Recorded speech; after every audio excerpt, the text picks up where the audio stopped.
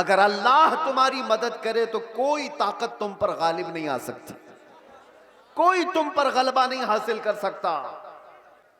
और अगर कोई गालिब आया हुआ है हमारे ऊपर तो इसका मतलब है कि तुम महरूम हो या हम महरूम हैं उस अजीम मदद से जिसका वादा कुरान में अल्लाह ताला ने फरमाया, वो हमारे अमाल की बुनियाद पर। मुर्शिद गिरामी हुजूर ताजुल शरिया रहमतुल्लाह ताला अलैह एक आयत की तफसीर फरमाते हुए हमसे कह रहे थे कि एक साहब आए और उन्होंने कहा कि हजरत हमारे गांव में बहुत फसादात हो गए, वायलेशन हो गया, लेकिन मुसलमानों को पकड़ पकड़ करके पुलिस ले जा रही है, 8-10 दिन हो गए, अभी तक थमी नहीं है ये गिरफ्तारियां।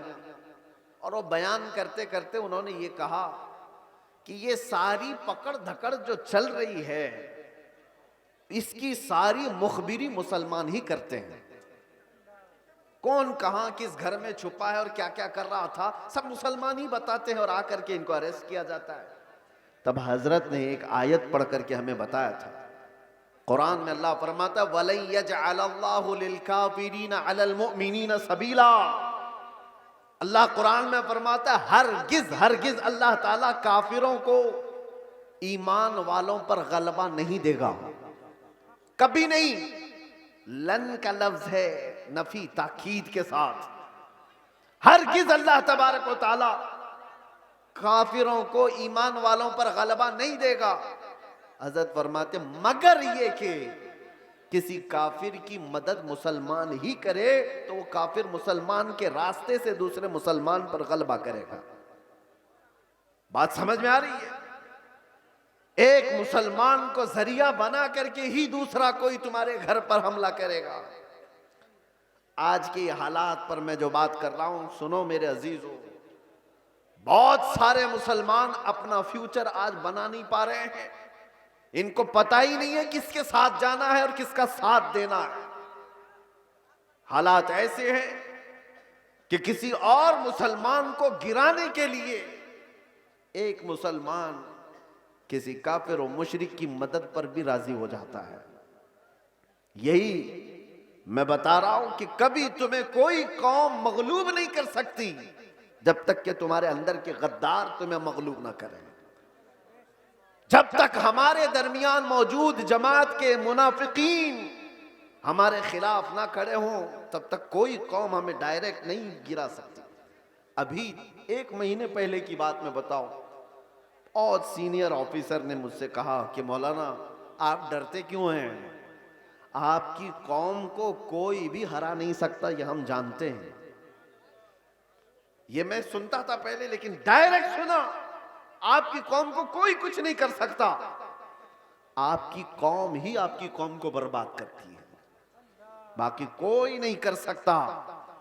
आज भी दूसरों को इस बात का यकीन है कि हमें कोई भी गलबा हासिल करके गिरा नहीं पाता जब तक कि हमारा अंदर का मुनाफिक उसका साथ नहीं देता।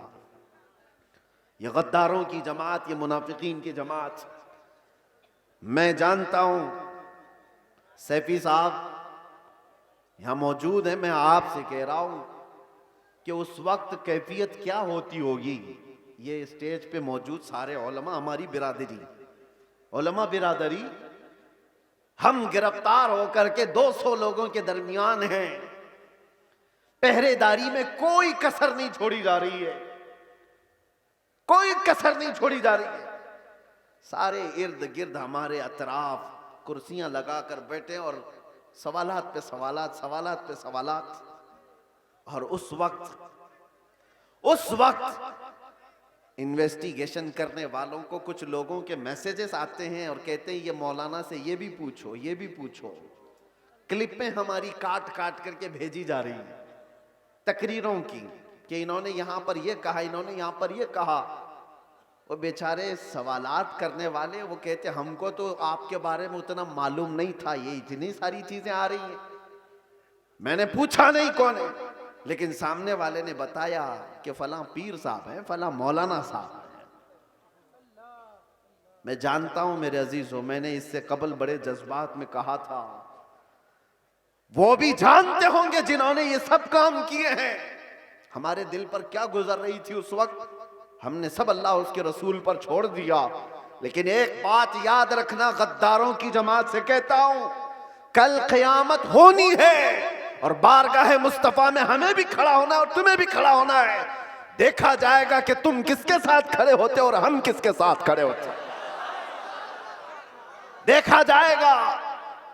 तुमने किसी एक आलिम को सिर्फ और सिर्फ नामूस रिसालत की बुनियाद पर सजा को तवील करने के लिए, साथ देने के लिए जासूसियों का माहौल बनाया था। कयामत तो होनी है, मौत तो आनी है, कब्र में भी जाना है। ये मत समझ लेना कि सब कुछ यहां पर है। चंद पैसों के लिए जो लोग अपना दीन बेचते थे, कुरान ने उनकी वईद में क्या क्या बयान फरमाया।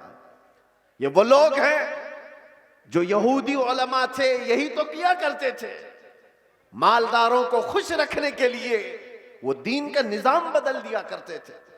अब देखना, जैसे जैसे ये सख्ता पावर में आज लोग हैं, हुकूमत में जो लोग हैं, मजबूत से मजबूत होते जाएंगे तो तूफान आएगा बहुत सारों के अंदर। कितने तो इधर से उधर निकलने लग जाएंगे कि भाई जिसकी लाठी उसकी भैंस, हमें भी उनकी बोली बोलनी पड़ेगी, हम भी उनके शाना बशाना रहेंगे तो कुछ हमारे भी काम हो जाएंगे। देखना और चंद दिनों के बाद वो चाहे उलमा दिखने वाली जमात में से लोग हों या नेता बनने वाले लोग हों, ये सब वो चाटुगिरी करने वाले लोग इन तूफानों में अब किसके किसके साथ जाने लगेंगे और कौम की दलाली करने लगेंगे। देखना आप चंद दिनों के बाद।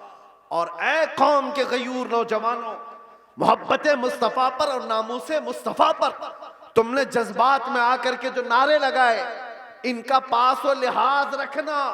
चाहे पूरी जमात के बड़े बड़े लोग किसी ऐसी जमात के साथ चले जाएं जो मेरे मुस्तफा के दुश्मन हैं, उन्हें मत देखो, उनकी दौलत ना देखो, उनकी सियासत ना देखो, उनके ऊंचे मर्तबे ना देखो। मैं गरीब ही सही, मेरे दामन में मेरे मुस्तफा की मोहब्बत काफी है। इस पर कायम रहना। तुम्हारे घर छप्पर के हैं, तुम्हारे इलाके बाढ़ से डूब जाते हैं, बहुत सारे मामलात हैं, इस पर राजी रहना, लेकिन ईमान का सौदा कभी ना करना। नामूस है मुस्तफा का सौदा कभी होने नहीं देना।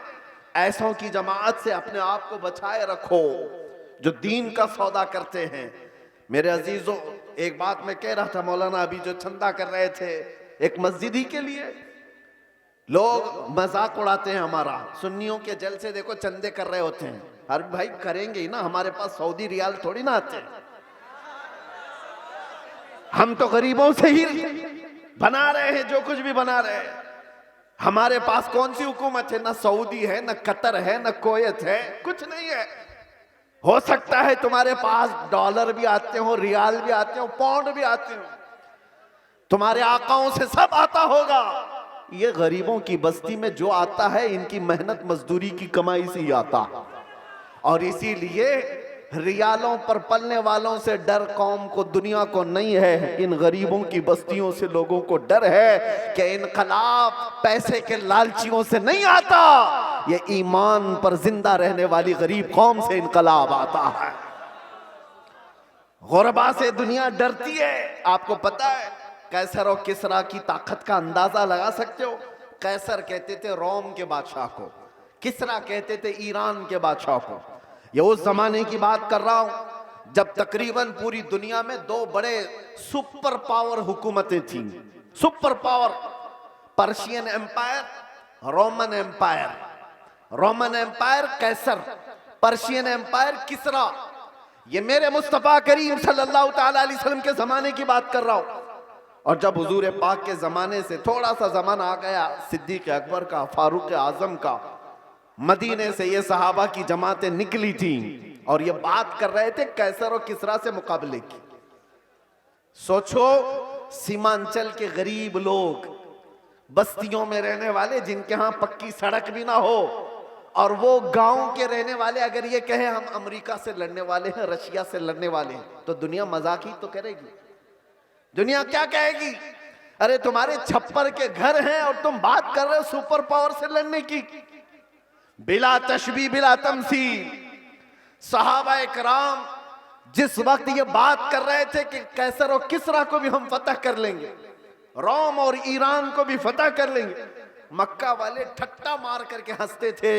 जिनके पाँव में चप्पल नहीं, जिनके कपड़ों पे पैबंद लगे रहते हैं, जो 10 लोग एक खजूर पर पूरा दिन गुजारते हैं, ये वो मोहम्मद अरबी के गुलाम हैं। रोम और ईरान फतह करने की बात कर रहे हैं, मजाक उड़ाया जाता था।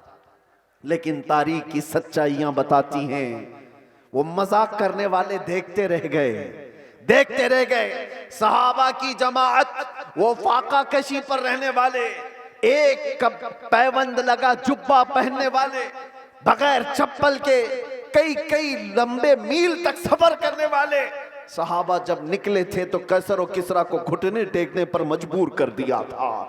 उमर फारूक रदी अल्लाह ताला अन्हु के जमाने में वो वक्त आया था कि जब किसरा की हुकूमत भी तहोबाला हो गई, कैसर की तमाम सल्तनत की रानाइयां खत्म हो गई और फिर परचम इस्लाम लहराया था। तो आज तक ईरान पर जो इस्लामी हुकूमत का गलगला है आज तक मौजूद है।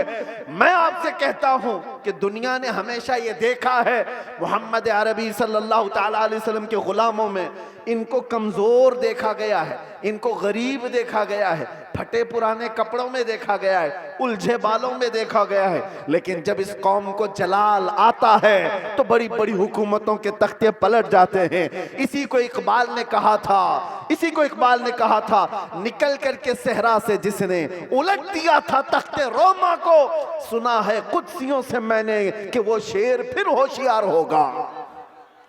सुना है कुदसियों से मैंने कि वो शेर फिर होशियार होगा।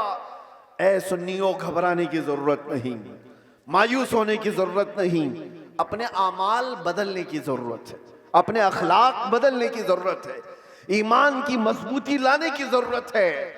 हमारे पास बचा क्या है? अभी जो चीज बची है वो मोहब्बत मुस्तफा, नबी करीम सल्लल्लाहु ताला अलैहि वसल्लम पर मर मिटने वाली जो कैफियत है, ये दुनिया की सबसे अजीम दौलत अल्लाह ने तुम्हें अता की, इसको बचाए रखो। ये भी अगर खत्म हो गई तो चलती फिरती लाशें हैं और कुछ भी नहीं बचा। हाँ, आपका एक सवाल है, आपका एक सवाल है। जैसे हमसे भी कहते थे लोग, बहुत बोलते थे, गिरफ्तार होकर के गए, जेलों के पीछे पड़े रहे, कोई पुरसाने हाल नहीं, धक्के खाते रहे, कैसी कैसी जगहों पर बैठते रहे। क्या ये इज्जत की बात है? मेरे अजीजों, ये गिरफ्तारियां यह हमारे आबा व अजदाद की सुन्नत है। हाँ, जेल, कैद, ये सारी चीजें नई बात नहीं है।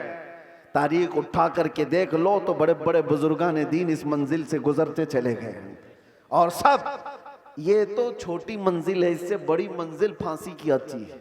वहां तक भी उलमाए रब्बानीन पहुंचे हैं और कभी उन्होंने ये नहीं कहा हमारे इस रास्ते पर चलने की वजह से हमें सजा मिल रही है, बल्कि फांसी के फंदे को चूम करके भी वो कहते थे, हक तो ये है कि हक अदा ना हुआ, हक तो ये है कि हक अदा ना हुआ। हमारे असलाफ़े किराम में आपको पता है, इमाम अहमद बिन हम्बल को 300 कोड़े मारे गए थे हक बात के लिए। और आपको पता है हजरत इमाम मूसा काजिम, इमाम जाफर सादिक के बेटे हैं, अहले बैत के बड़े इमाम हैं, 7 साल तक एक खलीफा ने आपको ऐसी जेल में रखा कि आपने सूरज नहीं देखा था। 7 साल, फिर जहर दे करके कैद खाने में ही मार दिया गया। इमाम मोहम्मद बिन हसन अस्करी 20 साल तक जेल की जिंदगी गुजारे। हजरत अहमद फारूकी सरहिंदी मुजद्दिद अल्फसानी 8 साल तक ग्वालियर की जेल में बंद रहे।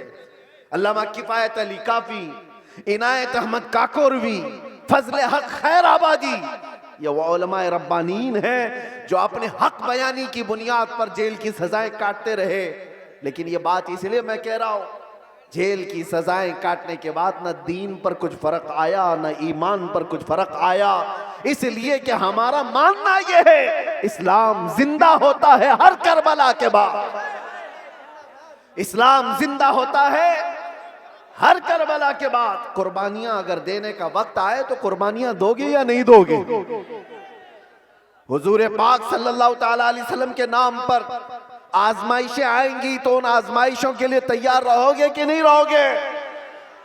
बस मैं ये नहीं कहता कि कुछ करने के लिए, जाने के लिए, उठने के लिए, बस बात इतनी है कि संभाले रखो अपने ईमान को, और उलमाए रब्बानीन अपना काम करते रहे, हक बोलना ना छोड़ें, किसी जालिम के दबाव में आकर कभी भी वो अपनी जुबान को गूंगी ना करें, बल्कि वो हक बयान करते रहें। परेशानियां आएंगी, मसाइब आएंगे, ये तुम्हारे मरातिब को और बढ़ाते चले जाएंगे।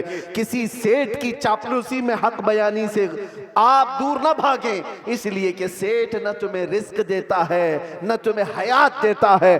अल्लाह रब्बुल इज्जत रज़्ज़ाक़ हकीकी है, वही हयात व ममात का मालिक है। उलमाए रब्बानीन को भी ये चाहिए कि हालात ज़माना को देखें जरूर, लेकिन हक बात से आप अपनी जुबान को न रोकें, इसको चलते रहने दें। अल्लाह की गैब से मदद होगी और कौम के अंदर ईमान जिंदा रहेगा, कौम के अंदर बेदारी बाकी रहेगी। और अगर ये चुप हो गए तो कौम का एक बड़ा हिस्सा बुज़दिल बन जाएगा, कौम का एक बड़ा हिस्सा बुज़दिली का शिकार हो जाएगा।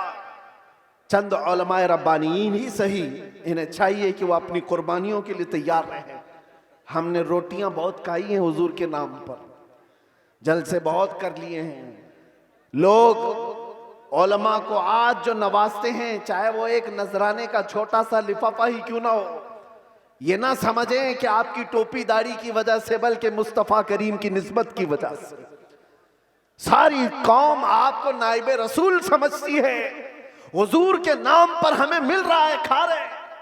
आप नीचे बैठे, हम ऊपर बैठे हैं, ये ऊपर बैठना भी मेरे हुजूर की निस्बत की वजह से। ये मिंबर उलमा को जो दिया जाता है इसलिए कि नबी पाक के नायब है, और जब हुजूर पाक की बात आए तो आए काए ना किया करें। उलमा को चाहिए कि वो अपना हक अदा करें, अपना हक अदा करें। और हमने देखा है चंद वो लोग मसलहत और हिकमत की बात करते हुए हमें डराते हैं। मेरे अजीजों, मसलहत अपनी जगह पर, हिकमत अपनी जगह पर। क्या इमाम हुसैन को मसलहत नहीं मालूम थी? करबला में जाने के वक्त उनको हिकमतें नहीं मालूम थी, जो 72 लोग अपने खानदान के लेकर शहीद हो गए। दीन पर कभी ऐसे मामलात आए तो मेरे अजीजों, उलमा का सबसे पहला ये नंबर है कि कौम आप एक कदम बढ़ाते हैं तो ये 100 कदम आगे बढ़ने को तैयार है। आपको सिर्फ एक जुबान कहने की देर है। कौम तो बेचारी बेपना मोहब्बतों के साथ जान देने के लिए भी कुर्बान है।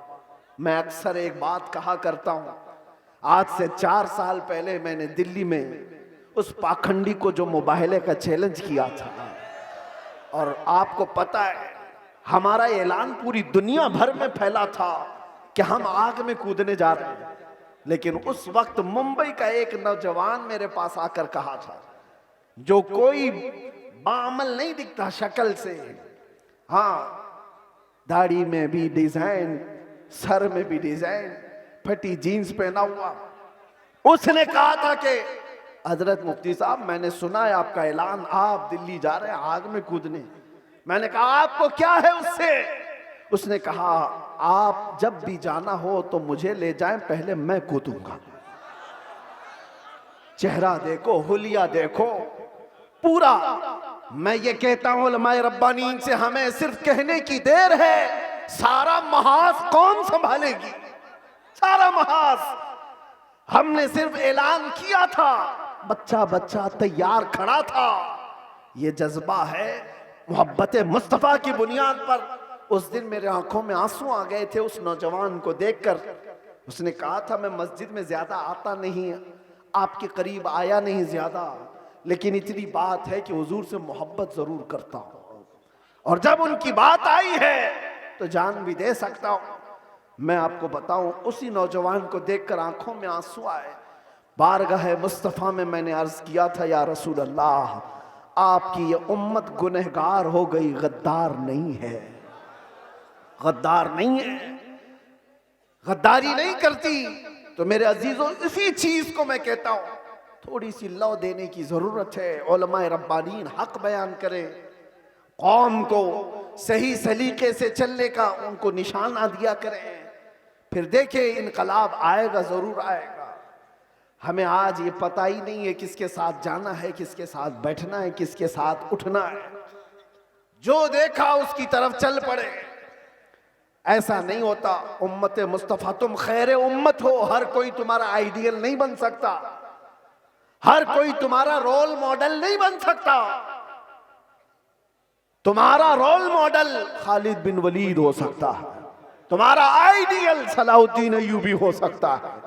अरे गैरे नत्थु खेरे को देखोगे तो बुज़दिली तो आएगी। फिल्मों में नाचने वाले तुम्हारे आइडियल बनेंगे, तुम उनके फैन हो, उनकी तरह कपड़े पहनने की कोशिश करोगे, उनकी तरह लाइफस्टाइल बनाने की कोशिश करोगे। याद रखो वो जहन्नम में जाएंगे तो साथ तुम्हें भी लेकर जाएंगे। हाँ, लाइफस्टाइल बनाना है तो मेरे मुस्तफा के गुलामों की लाइफस्टाइल बनाओ। वो सहाबा रिदवानुल्लाहि ताला अलैहिम अजमाइन जो दुनिया के सबसे अच्छे इंसान थे इस रूए जमीन पर, वो हमारे रोल मॉडल है, वो हमारे लिए आइडियल है। कौम को ये मैं कहता हूं, सहाबा को पढ़ो, उनकी सीरत पढ़ो।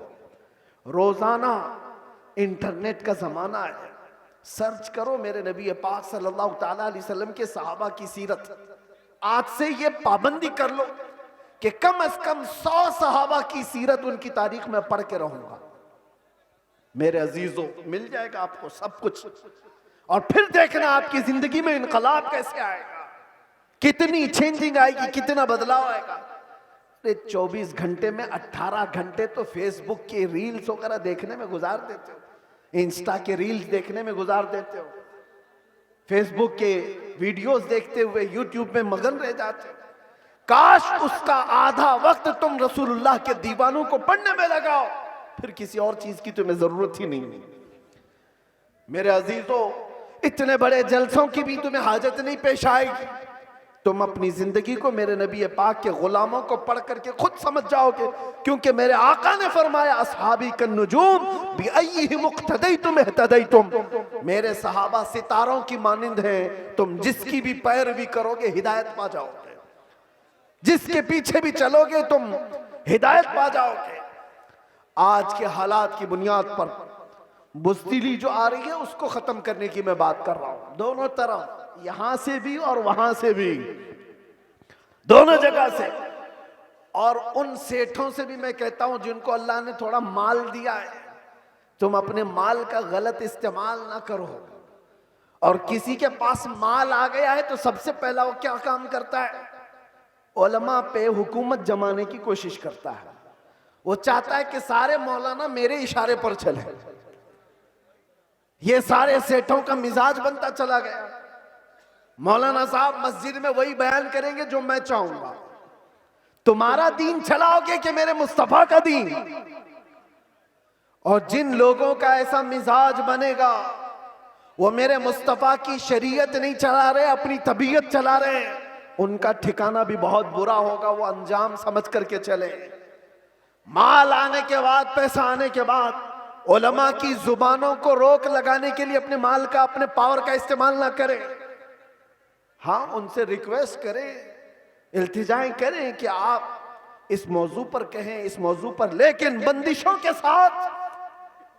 अरे कितने तो ऐसे हैं, हमारे पास एक मामला ऐसा अभी दूर दराज के इलाके का आया। एक इमाम साहब को हक बयानी करने पर उनके कपड़े फाड़ दिए गए, उनको मारा गया, मिंबर से उतारा गया। किस वजह से? कि उनकी तबीयत की बात नहीं कर रहे थे मौलाना, शरीयत मुस्तफा की बात कर रहे थे। तुम सूद खाते रहोगे और उलमा नहीं बयान करेंगे, शराब पीते रहोगे उलमा नहीं बयान करेंगे, चोरी करते रहोगे उलमा नहीं बयान करेंगे। अगर तुम्हें तुम्हारी बुराइयों के बारे में बताने से बुरा लगता है तो डॉक्टर के पास भी मत जाना। वो तुम्हारी बीमारियों को जब बताता है तो क्या थप्पड़ लगाते हो? जब तुम्हें वो कहता है कि तुम्हें बुखार हो गया है, पेट में अल्सर हो गया है, तो क्या थप्पड़ लगाओगे? गिड़गिड़ाने लग जाओगे, डॉक्टर साहब इलाज कर दो, जल्दी से अल्सर निकाल दो। यही काम जब उलमा तुम्हारे साथ करे, रूहानी बीमारियां तुम्हें लगी हैं, तो तुम्हारे दिल में रिक्कत तारी हो जाना चाहिए और सोचना चाहिए। आओ उनके पास, कहो कि हमें इन बीमारियों से आजाद करा दो, इन गुनाहों से, इन बीमारियों से, इन बलाओं से हमें आजाद कराओ। लेकिन उल्टा है, पैसों का जोर ऐसा कि उलमा की दाढ़ियां खींच ली, उनके जुब्बे खींचे लिए, उनकी इज्जतों पर उंगलियां उठाने लग गए। ये मिजाज बदलो मेरे अजीजों। और आज जलसों के सिलसिले में एक और बात मैं कह के जा रहा हूं। इंतजामिया जितने जलसे करते हैं, बाहर से आने वाले शायर, बाहर से आने वाले मुकर्रिर, ये सारे अपनी जगह पर। तुम अपनी मस्जिद के इमाम को अगर खुश नहीं रख सकते तो इन जलसों को क्या हासिल है? इन जलसों का क्या हासिल है?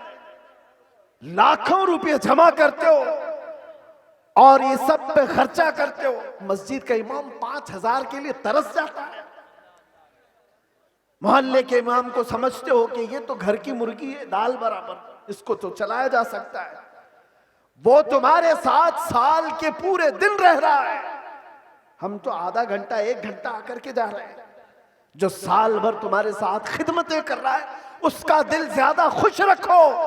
अगर वो मुतहर्रिक नहीं होता तो तुम्हारे पास दीन का मिजाज आता कहां से? तुम्हारे बच्चे कुरान पढ़ते कैसे? अगर वो मेहनत ना करे तो अलिफ से बा तक ना आए बच्चों को, तो फिर सबसे पहला हक है उसका। ये मिजाज भी बिहार हो कि कहीं पर भी हो, मैं ये देना चाहता हूं। हम नजराने के लिए नहीं आते, एक बात याद रखें कान खोल करके। बहुत सारे लोगों ने मैं बना रखा होगा, मैं आज ऐलानन ये कहता हूं, हमारे नाम पर कोई दलाली ना करे। हमारा कोई एजेंट नहीं है जलसों के लिए।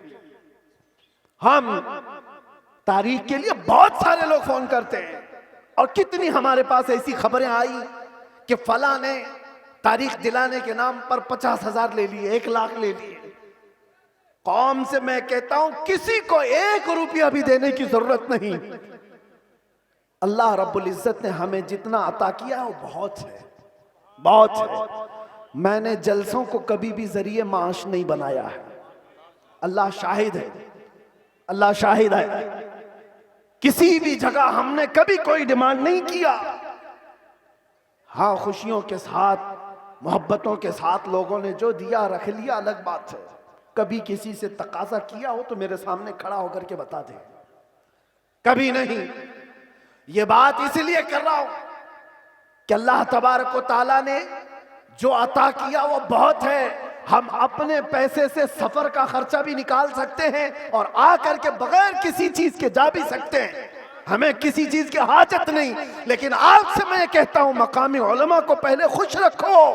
अगर वो खुश रहे तो दीन का मिजाज बना रहे। और अगर उनको इस हालत में रखे हो कि उनको देखो तो लगे कि यतीम है, बेसहारा है, लावारिस है, किसने इनकी हालत बना रखी है? ये जेबों पर लोगों की नजर क्यों डालने लग गए? तुमने खुश नहीं रखा। तनख्वाहों में कटौती ऐसी करते चले गए कि उनको एक एक पाई के लिए तरसाते रह गए। मैं जानता हूं कई इमाम ऐसे हैं जो मस्जिद के दिए हुए छोटे से घर में अपनी पूरी जिंदगी गुजार कर चले गए। मदरसे में मुख्तसर सी तनख्वाह पर 40 साल पढ़ाते रह गए। ये सारे खिदमात उनकी अपनी जगह पर। हाँ, कुछ लोग अगर बिगड़े हुए हों तो उलमाए सू हो सकते हैं, मैं उनकी वकालत नहीं कर रहा हूं। कौम का मिजाज बदलने की बात कर रहा हूं। कौम का भी हमें बुलाने की कोई आदत नहीं। हम अपनी जगह पर बैठे, जहां से तकरीर करेंगे फैल जाएगी, आ जाएगी आप तक। मुंबई में खड़े होकर के जुमा में खिताब करते हैं तो पूरी दुनिया में फैलती है, आ जाती है। हम सिर्फ और सिर्फ बड़े इसरार की वजह से आ जाते हैं। हम ये नहीं चाहते कि आपका माल जाया हो, बर्बाद हो। आप ये सारे माल का जो सही इस्तेमाल है वो अहले सुन्नत व जमात की मजबूती के लिए ही पर लगाओ। ये क्या मिजाज है बना रखा है? बहुत सारी फॉर्मेलिटीज हम देख रहे हैं। नात खानी भी नोट खानी की तरह, जिसको देखो उसको पैसों की तलब में अगर नात पड़ी जाती है तो वो नात नहीं रहती है, वो नात नहीं, उससे इश्क़ मुस्तफ़ा नहीं आता। इश्क़ मुस्तफ़ा तो वो है। आज से तकरीबन 70 साल पहले मैंने, पहले एक मैगजीन आता था, नामा अल मीज़ान, और इस्तिकामत, माजरत, माहनामा इस्तिकामत, उसमें एक चीज लिखी हुई थी। बड़े उलमा बैठे हुए थे, एक शायर नाते मुस्तफा पढ़ रहा था और उसके शेर का मफहूम ऐसा कुछ था, एक तरफ काबा है, एक तरफ गुंबद खजरा, दरमियान में मैं हूं, इधर जाऊं कि इधर जाऊं।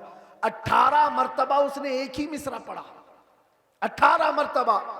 होता है लोग पक जाते हैं, ये शायर लोग क्या पढ़ रहे हैं, लेकिन वो शायर ऐसा नहीं कि जिस शेर पे पैसा मिल रहा है उसको रिपीट कर रहा हो, जिस शेर पे पैसा मिले उसको बार बार पढ़ते जाओ, नहीं, कोई नहीं। वो उलमा की महफिल थी, 18 बार जब पढ़ा उसके बाद गश खाकर गिर गया। उलमा इकराम बैठे हुए, वो उठाने के लिए आए तो देखा उनकी रूह परवास कर चुकी थी। ये नाते मुस्तफा है। पहुंचा वहीं पर जिसकी मदहसराई कर रहा था, और यहां तो लोग हुल्लड़बाजी कर रहे होते हैं। ये नात नहीं है। नात खानी को नात खानी रखो, नोट खानी मत बनाओ। तुम्हारे पैसे संभाल रखो, देने का इतना शौक है तो बाद में क्यों अलग से ले जा करके नहीं देते। ये उछालना क्या है, ये मुजरा करना क्या है, ये तमाम चीजें क्या है। लोगों को देखा गया है, उनके पास गड्डियां हैं, वो एक साथ देना नहीं चाहते, छुट्टे छुट्टे निकाल निकाल कर, ताकि पूरी दुनिया उनके माल के नजारे देखे। वो अपनी तमाम चीजों की नुमाइश चाहते हैं। मेरे अजीजों, इस मिंबर रसूल को इन तमाम चीजों का खेल ना बनाओ। ये पाक मिंबर है। बुजुर्गाने दीन ने जैसा इस मिंबर को रखा था वैसे ही रखा जाए। मेरे एक उस्ताद फरमाया करते थे, जलसे के 3 रुकन होते हैं, याद रख लीजिए। 3 रुकन हैं, एक इंतजामिया, एक स्टेज के मुकर्रिर, ये 2 गए, तीसरे ऑडियंस, सुनने वाले लोग। तीनों के अंदर अगर इखलास हो तो उस जलसे की धमक पूरी दुनिया में पड़ जाएगी। इखलास हो तो उसके अंदर ताकत और पावर बढ़ जाएगा उस जलसे के अंदर। इखलास कैसे? जलसा कराने वालों का भी इखलास हो कि हम अल्लाह उसके रसूल की रजा के लिए कर रहे हैं, कंपटीशन के लिए नहीं, पैसा जमा करके खाने के लिए नहीं। जलसा किया तो बाकी का पैसा हजम कर लिया, इसके लिए नहीं, इखलास हो। दूसरा रुकन ये मुकर्रिरीन का है, वो पैसा लेने के लिए ना आए हो, वो अल्लाह और उसके रसूल की बात कौम तक सुनाने के लिए आए, उनके दिल में इखलास हो। तीसरा, सुनने वाले भी सर्कस देखने ना आए हो, एंटरटेनमेंट करने ना आए हो, वो अपना घर बार छोड़ करके अल्लाह उसके रसूल के लिए आए हो। जब ये तीनों अरकान में इखलास होता है तो वो जलसा पावरफुल हो जाता है, रूहानियत से भर जाता है। फिर वहां से कहा हुआ हर जुमला ताकतवर होता है, वरना हजारों जलसे क्यों नहीं फायदा देते, क्यों नहीं देते? कहीं तो कोई मिस्टेक है, कहीं गड़बड़ है, इनकी इस्लाह की जरूरत है। कंपटीशन में जलसे ना करो। तारीख लेने वाले लोगों की कतार है। यहां भी बहुत लोग आए होंगे, पहले मिले भी और अब मिलने वाले भी होंगे, उनसे भी मैं कहता हूं, एक इलाके में अगर कहीं हो गया तो सारे साथ मिलकर क्यों नहीं साथ देते?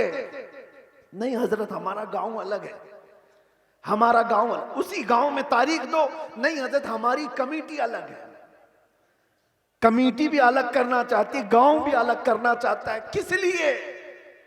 मेरे अजीजों, इखलास पैदा करो। ये दीनी काम दिखावे के लिए नहीं होते, ये दीनी काम इखलास के लिए, अल्लाह के रसूल की इस शरीयत ताहिरा की हिफाजत के लिए। बहरहाल मैंने जो कुछ भी कहा आप लोगों के मिजाज से हट करके कहा, हो सकता है कड़वी लग जाए बात, लेकिन बीमारियों की दवा कड़वी होती है। बुखार की गोली कड़वी होती है, निगल जाओ तो फायदा है, उगल जाओ तो बुखार बढ़ता जाएगा। इसलिए उलमाए रब्बानीन, जलसे के मुंतजिमीन और अवामुन्नास सब के लिए मैंने ये बात कही है। अल्लाह ताला सबसे पहले इन सब बातों पर मुझे अमल की तौफीक अता फरमाए और सारी कौम को अमल की तौफीक अता फरमाए। मेरे अजीज़ों, आखिर में आओ मैं अपनी गुफ्तगू समेटते हुए ये बात कहूँगा, अब इस दुनिया में हमारी बची हुई जिंदगी में कुछ भी नहीं रहने वाला, सब चीजें छिन जाएंगी। एक चीज बाकी रहेगी, वो कब्र तक भी रहेगी और हश्र में भी रहेगी। वो चीज है जिसको मैंने कहा जान है इश्क मुस्तफा, रोज फजू करे खुदा, जिसको हो दर्द का मजा नाजे दवा उठाए क्यों। नौजवानों, इस बात पर अपनी जिंदगी गुजारो। तुम्हारी अपने शौक नहीं चलेंगे, तुम्हारी अपनी ख्वाहिशात नहीं चलेंगी, तुम अपनी मर्जी से यहां पर नहीं जियोगे, इसलिए कि जिंदगी तुम्हारी अपनी नहीं है। जिंदगी ये नहीं किसी की किसी के लिए, जिंदगी है नबी की नबी के लिए। ना समझ मरते हैं जिंदगी के लिए, जीना मरना है सब कुछ नबी के लिए। लब्बैक या रसूल अल्लाह, लब्बैक या रसूल अल्लाह, लब्बैक या रसूल अल्लाह। व आखिरु दावाना अनिल हम्दुलिल्लाह।